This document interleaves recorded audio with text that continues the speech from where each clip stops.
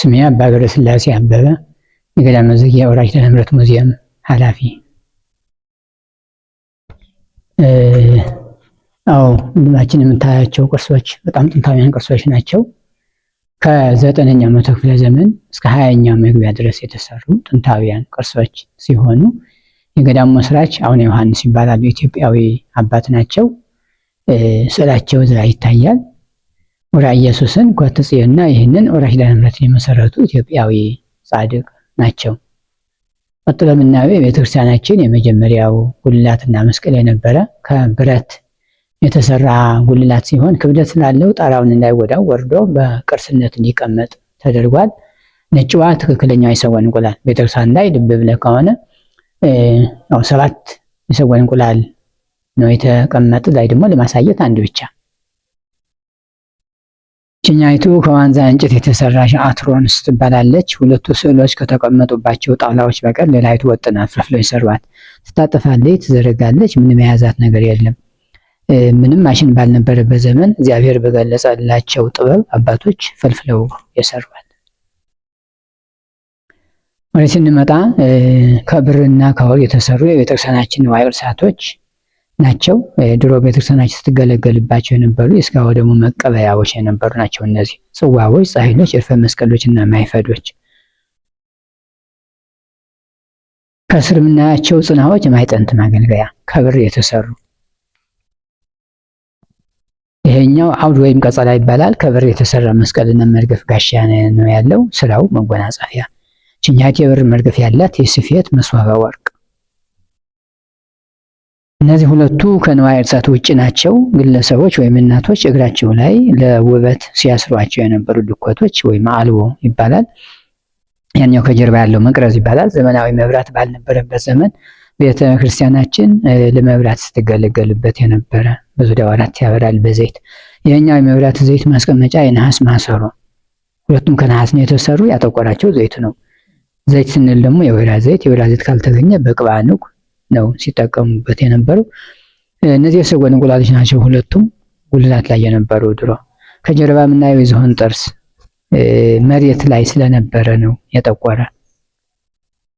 እነዚህ ከጎሽና ከከብት ቀንድ የተሰሩ ማደያዎች ወይም ዋንጫዎች። ከስር የምናየው ፋና ይባላል። መብራት ማለት ሲሆን ከማር ሰምና ከፈትል ወይም ከዝሃ የተሰራ ነው። አስራር ልክ እንደ ጧፍ ሲሆን እንደ ሻማ ይቆምና ይለኮሳል። በስፋት የሚያበራ መብራት ነው። ምንም ማሽን ባልነበረበት ዘመን አባቶች በእጃቸው እንዲህ አድርገው ሰርተው ሲጠቀሙበት የነበሩ መብራት ነው። ቀጥሎ የምናያቸው እነዚህ ዘውዶች ናቸው። ከኢትዮጵያውያን ነገስታት በተለያየ ክፍለ ዘመን ለመታሰቢያ በስጦታ የተበረከቱ ናቸው። ለምሳሌ አጼ ተክለ ጊዮርጊስ አንደኛው፣ አጼ ፋሲል፣ አጼ ቴዎድሮስ፣ ንጉሥ ተክለ ሃይማኖት፣ አጼ ዮሐንስ፣ አጼ ልብነ ድንግል ያበረከቷቸው ዘውዶች የተሰሩ ከብር ከወርቅ ከከበረ ድንጋይ። ለምሳሌ ይሄኛውን ስናየ ንጉሥ ተክለ ሃይማኖት ስናይ የተለያዩ ማዕድናት አሉት። ሶፎር፣ ያክንት፣ መረብ፣ ሰንፔር የሚባሉ ሰማያዊ፣ ቢጫ፣ ቀይ የተለያዩ ማዕድናት። ሁሉም መስቀል አላቸው። ዲዛይናቸው ቢለያይም ማለት ነው። ለመስቀል አላቸው። ኢትዮጵያውያን ነገስታት ክርስቲያኖች እንደነበሩ ያሳያል። በጣም የሚገርም ነው። ስም ያልተቀመጠባቸው አሉ። የሰዎቹ ስም ስላልታወቀ ስም አልተቀመጠባቸውም። በነገራችን ላይ ዘውድ ከጥንት ጀምሮ እስከ አጼ ኃይለ ሥላሴ ድረስ የኢትዮጵያ ነገስታቱ የባህል ወይም የክብር ዘውድ እንደነበረ ነው። ከአጼ ኃይለ ሥላሴ ወዲህ ነው የቀረ። ቀጥሎ የምናያቸው በግዕዝ ቋንቋ የተጻፉ የብራና መጻሕፍቶች ሲሆኑ ዘመናዊ ትምህርትና መሳሪያ ባልነበረበት ዘመን አባቶች ቀለሙን ከተለያየ እጽዋትና ከአበባ ከገብስ፣ ብራናውን ከፍየል ቆዳ፣ መቃኑን ወይም ብዕሩን ከሸንበቆ እየቀረጹና እያዘጋጁ በእጅ የጻፏቸው መጻሕፍቶች ናቸው። ፊደሉ እንደምታዩ ዝንፍ አላለም። የታተመ እትም ነው የሚመስለው። አዎ ከብራና ከፍየል ቆዳ አንድ እንኳ የወረቀት የለም፣ እትምም የለም። ሁሉም በእጅ ሁሉም በብራና ላይ ሁሉም ቋንቋም በግዕዝ የተጻፈ። ቀለሙም ከተፈጥሮ ቀለም ከተፈጥሮ ቀለም። አዎ ዘመናዊ አይደለም።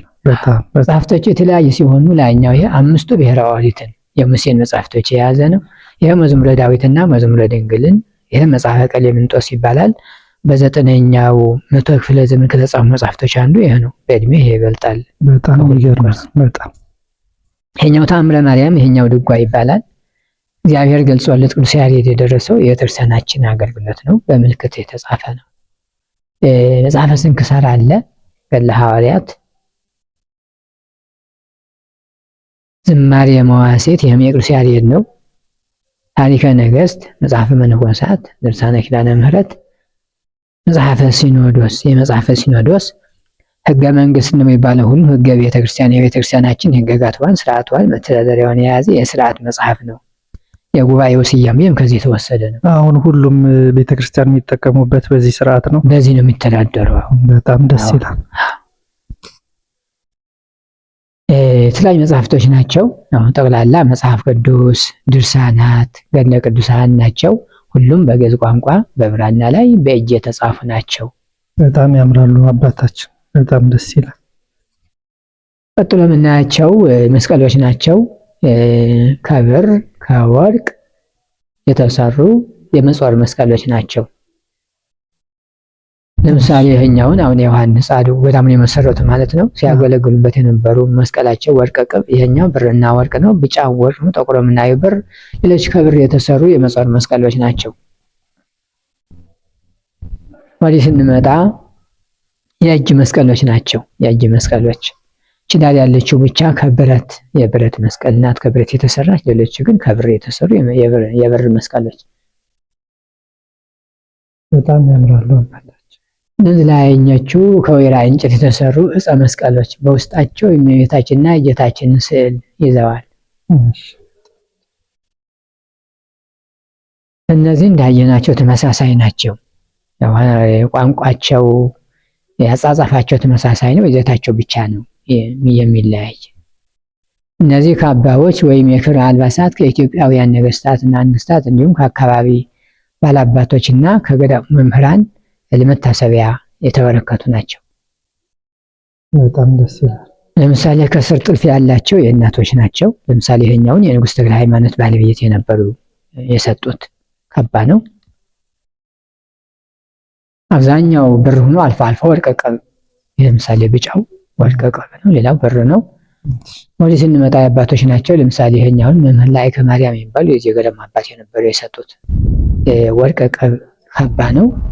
በነገራችን ላይ አርበኛም ናቸው። መምህር ላይከ ማርያም የጣሊያን ሀገራችን ኢትዮጵያን ወሯት ሳለ ህዝቡን ወጣቱን እያስተባበሩ ኢጣሊያንን ሲያባሩት የነበሩ አርበኛም አባትም ናቸው። በጣም ደስ ይሄኛውን መምህር ወልደ ማርያም የሚባሉ እሳቸውም የዚሁ የገዳሙ መምህር የነበሩ የሰጡት። ይሄኛው የእናቶች ነው። የማን እንደሆነ መረጃ አላገኘንም። ያው ከሐርና ከብር የተሰራ ነው፣ ጠገራ ብር። በጣም ያምራል። ይሄኛውን አፄ ኢያሱ አንደኛው ኢያሱ ማለት ነው እሳቸው የሰጡት ቢጫ ወርቅና ወርቀ ዘቦ ዝምዝም ካባ። ይሄኛው የእናቶች የባህል ቀሚስ ነው። በ1860 ዓመተ ምህረት በእጅ የተጠለፈ ምንም ማሽን ባልነበረበት ዘመን። በጣም ያምራል። እነዚህ ድባቦች ናቸው። ድባብ እንደምታውቀው ሰው ሲሞት ታዋተጉ ሲወጣ ሲሆን ማጀቢያ ናቸው ለክብር እንደ ጥላ ፍትሃት የሚደረግባቸው። ፍትሃታው በጣም ያው የድሮ ሚዛን የእጅ ሚዛን የነበረ። እነዚህ የብር ጥላዎች ከእናቶች የተሰጡ ድሮ እንደዚህ አይነት ጥላ ይዘው እንደነበሩ ነው የሚያሳየን። የብር መስቀሎች ናቸው። መስቀሉ የክርስትና ምልክታቸው። በጣም ደስ ይላል። በትረ መስቀሎችና መቋሚያዎች። በትረ መስቀል የሚባለው ይሄን ሙሉ መስቀል ያለው በትረ መስቀል ይባላል። ሌሎች እነዚህ መቋሚያዎች። እነዚህ ከዋንዛ እንጨት የተሰሩ የሳር ቤት መከፍከፊያ ወይም መክደኛ ይባላሉ። የግለሰብ ቤትም ቤተክርስቲያን በእነዚህ ነበር የሚከደን። ጸናጽሎች ከቀንድና ከነሐስ የተሰሩ፣ ከበሮ ከነሐስ የተሰራቸው ከነሐስ ብቻ ማለት ነው። እመቤታችንና የሰማዕቱ ቅዱስ ጊዮርጊስን ስዕል የያዘች። እነዚህ ቃጭሎች እንደዚሁ ከነሐስ የተሰሩ ናቸው። መሬት ላይ ስለነበሩ ነው የጠቆሩ። የእመቤታችን ስዕል ያለ ጨርቅና ያለ ወረቀት በገበታ ወይም በጣውላ ላይ የተሳለች። የጸበል መስጫዎችና ማስታጠቢያዎች ከነሐስ የተሰሩ በብዛት እስከ 40 የሚሆን አለ። ለማሳየት እነዚህን አስቀምጠናል። ጥንታውያን ስዕሎች ምስጥና አፈሩ ፍሳሽ እንደጎዳችን ድሮ ከነበሩበት ቤት። እነዚህም እንደዚሁ ተከፋይ ተገጣሚ የገበታ ስዕሎች መጽሐፍ ቅዱሳዊ ናቸው። እነዚህ የግድግዳ ስዕሎች ፍሬውምና መስታወቱ አዲስ ነው። ስዕሎቹ ጥንታውያን ናቸው። የምናየው ጽሑፍ ፍሬውምን ያሰሩልን ግለሰቦች የመጽሐፍ ስማቸው ነው። ከታች ተቀምጧል። አዎ በጣም ያምራሉ። ስዕሎቹ ሁሉም በጨርቅ ላይ ነው የተሳሉት። ረጅም ዕድሜ ያስቆጠሩ ናቸው። በጣም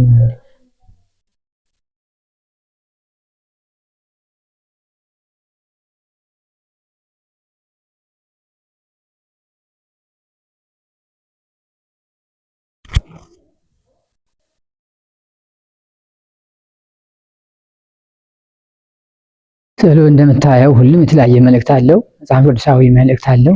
ያው ስለሚታወቅ አንዱን ብንመለከት ይበቃናል። ለምሳሌ ይኸኛውን እንመልከት። እዚህ ላይ መድኃኔዓለም ኢየሱስ ክርስቶስ ነው የምናየው። መድኃኔዓለም ኢየሱስ ክርስቶስ ይህን ዓለም ለማሳለፍ ለሰው ልጅም እንደየስራው ዋጋውን ለመክፈል እና ለመፍረድ ሲመጣ በመላእክት ታጅቦ እንደሚመጣ፣ ጻድቃንን በቀኙ ኃጥአን በግራው እንደሚያቆም፣ ጻድቃን ፈጣሪያችን መስለው እንደሚነሱና ወደ ገነት ከዛም ወደ መንግሥተ ሰማያት እንደሚገቡ፣ ኃጥአን ደግሞ ዲያብሎስን ወይም ሰይጣን መስለው እንደሚነሱና ከእሱ ጋር በሲኦል በገሃነመ እሳት እንደሚሰቃዩ ነው የሚያሳየን። እግዚአብሔር ከስቃይ ይሰውረን። ጠቅላላ ስለ ትንሣኤው ሙታን፣ ስለ ክርስቶስ አመጣጥ፣ ስለ ጻድቃንና ኃጥአን በስፋት ለማየት ማቴዎስ 25:31ን መመልከት ይቻላል። ይህን ይመስላል። ጨርሰናል። እሺ አባታችን እንግዲህ በጣም ደስ የሚል ሙዚየም ነው። እርስዎም በደንብ በሚገርም አገላለጽ ነው ያቀረቡልን። በጣም ደስ ይላል። እግዚአብሔር ያክብርልን። እንግዲህ እስኪ አባታችን አሁን ላይ እንደሚያውቁት ጊዜው እጅግ ከባድና ፈታኝ ጊዜ ላይ ነን። የሚያውቁት ነው። ዓለም አንድ ሆናለች። አብዛኛው ከመንፈሳዊ ሕይወት ርቀናል፣ እኛ ወጣቶችን ጨምሮ። ስለዚህ እርስዎ እስኪ እንዳባት የሚያስተላልፉት መልእክት ይህ ትውልድ ይህ ወጣት ምን ማድረግ አለበት? የአባቶቻችንን ታሪክ ለመጠበቅ ለብን እስኪ ይምከሩን። አባታችን አባት እንደመሆኑት የማስተላልፈው መልእክት የዘመኑ ትውልድ ያው እንዳልከው በጥሩ ሁኔታ አይደለምና ያለ እንዳው መለስ ብሎ የድሮ አባቶቻችንን ስራ ቢመለከት ቢያውቅ፣ እነዚህ ድሮ አባቶቻችን የሰሩትን ቅርሶችን ቢያይ። መቼም ይሄ ዓለም ኃላፊ ነው። ጠቅላላ የዚህ ዓለም ያለ ኑሮ የምንመለከተው ነገር ሁሉ ኃላፊ ስለሆነ ወደ መንፈሳዊ ነገር ቢመለስ። በዚህ ዓለም የምንኖረው ኑሮ በጣም ትንሽ ቀን ናት። ይህ የተውሶ ኑሮ ነው እና ወደዚያኛው ወደማያልፈው ዓለም መሄዳችን ስለማይቀር በዚያ ከምንቀጣ በዚህ እንዲያው በመንፈሳዊ ኑሮ ኑረን ንስሐ ገብተን እስካው ደግሞ ተቀብለን የአባቶቻችንን ቅርስ ጠብቀንና መንፈሳዊነታችንን አጠናክረን ብንኖር በዘመኑ የሚንጸባረቀውን ነገር ማለት የሚብለጨለጨውን ነገር ወደ ኃጢአት የሚስበውን ነገር ትቶ ወደ መንፈሳዊ ነገር ቢመለስ ትውልዱ ነው የምለው። እሺ አባታችን እግዚአብሔር ያክብርልን። በመጨረሻም ይህንን የሚያምር ሙዚየም ለመጎብኘት እንግዲህ ከተለያየ ቦታ የሚመጡ ምዕመናን ምንድን ነው የሚያስፈልጋቸው? እዚህ ሙዚየም ውስጥ ገብቶ ለመጎብኘት ምን ያስፈልጋል? የገንዘብ ክፍያም ካለ ሌላ ማሟላት ያለባቸው ቅድመ ሁኔታ ካለ ይንገሩን። ሌሎችም ሲመጡ ተዘጋጅተው እንዲመጡ የሚያስፈልግ ነገር ካለ እስኪ ይንገሩ። ምንም ለመግቢያ የምናከብድባቸው ነገር የለም። ለመምጣት ያውቃቸው እንጂ ዋናው ማለት ቅርሱ የኛ ብቻም አይደለም፣ የጋራ ነው። የጋራ ቅርስ እስከሆነ ድረስ የሚቻላቸውን ያበረክታል እንጂ ግድ ይህን ያህል ካልከፈላችሁ ይህን ያህል በደረሰኝ ካላስቆረጣችሁ ምንለው ነገር የለም። ዋናው እኛ የምንፈልገው ህዝቡ፣ ወጣቱ ቅርሱን እንዲያውቅ ነው። ቅርሱን እንዲያውቅ አባቶቻችን አባቶቹን የሰሩትን ቅርስ እንዲያውቅ እንጂ እኛ መግቢያ ይህን ያህል ብለን እንደው ትንሽ ለውጭ ዜጋ ነው ያው በደረሰኝም ስለሆነ ግዴታ የተወሰነ ያለ እንጂ ለሀገር ውስጥ ለኢትዮጵያዊ ለሆነ ሰው እኛ በእምነትም ብቻ እንትን አንወስነውም። ኢትዮጵያዊ የሆነ ሁሉ እምነቱ ቢለያይም ሁሉም እየመጣ ማየት ይችላል። የቻለውን ያበረክታል እንጂ ግዴታ ይሄን ካልከፈለ ይሄን ብር ካልከፈለ ይሄን ካልሰጠ ምንለው ነገር የለም። እኛ መምጣትን ብቻ ነው የምንፈልግ። እሺ አባታችን እግዚአብሔር ያክብርልን። እንግዲህ ቃለ ሕይወት ያሰማልን። ለእርሶም ረጅም እድሜና ጤና ይስጥልን። እግዚአብሔር ያክብርልን። እናመሰግናለን። አሜን። አመሰግናለሁ። አንተንም እግዚአብሔር ያኖርልን፣ እድሜና ጤና ሰጥቶ ያኖርልን። ዳግመኛ ደግሞ ለማየትና ለመገናኘት ያብቃን። አሜን። እሺ አመሰግናለሁ። ውድ የአራራት ኢትዮ ቤተሰቦች እንግዲህ አባታችን በሚገርም አገላለጽ የታሪካዊቷ ገዳም የዘጌ ሐመረኖ ቅድስት ኪዳነ ምሕረት ገዳምን ሙዚየም በሚገርም ሁኔታ አስጎብኝተውናል። እንግዲህ ይህን ገዳም የት እናገኘዋለን ለምትሉ በመላው ኢትዮጵያ ለምትኖሩ ከሀገር ውጭም ለምትኖሩ ባህር ዳር መጣችሁ ከባህር ዳር ዘጌ በጣና ላይ ወደ 10 ኪሎ ሜትር አካባቢ በየብስ ደግሞ 22 ኪሎ ሜትር አካባቢ በመጓዝ ሐመረኖ ቅድስት ኪዳነ ምሕረት ገዳምን ማግኘት ትችላላችሁ። እንዲሁም የተለያዩ አስጎብኚ ድርጅቶች አሉ። ከነሱ ጋር በመነጋገር ገዳሟን መጎብኘት ትችላላችሁ። እንግዲህ ዘጌ ሐመረኖ ቅድስት ኪዳነ ምሕረትን እናንሳ እንጂ የተለያዩ ገዳማት አሏት። እነ አቡነ በትረ ማርያም፣ እነ መሃል ዘጌ ጊዮርጊስ፣ እነ አቡነ ተክለ ሃይማኖት፣ ይጋንዳ ተክለ ሃይማኖት የተለያዩ ገዳማት አሏት። እነሱንም በመዞር መጎብኘት የሀገራችሁን ታሪክ፣ ባህል፣ እምነት ማወቅ ይጠበቅባችኋል። እንግዲህ እኛ እስካሁን ይህንን ፕሮግራም አስተላልፈላችኋል። እንግዲህ ቻናሉን ለመደገፍ ሰብስክራይብ ያላደረጋችሁ ሰብስክራይብ በማድረግ ላይክ፣ ሼር፣ ኮሜንት በማድረግ ቻናሉን ደግፉ። መርዳትም ለምትፈልጉ ስልካችንን ከታች እናስቀምጣችኋለን። አራራት ኢትዮ ሚዲያ ወደፊት ትልቅ ራዕይ ያለው ኢትዮጵያ ውስጥ ያሉ ገዳማትን ለመላው ዓለም ማስተዋወቅ እንፈልጋለን እና ቻናላችን መደገፍ የምትችሉ ደግፉን። እኔ ሀብተ ገብርኤል ነበርኩ። ስለተከታተላችሁ እናመሰግናለን። እግዚአብሔር ያክብርልን። ሰላም እግዚአብሔር ከሁላችን ጋር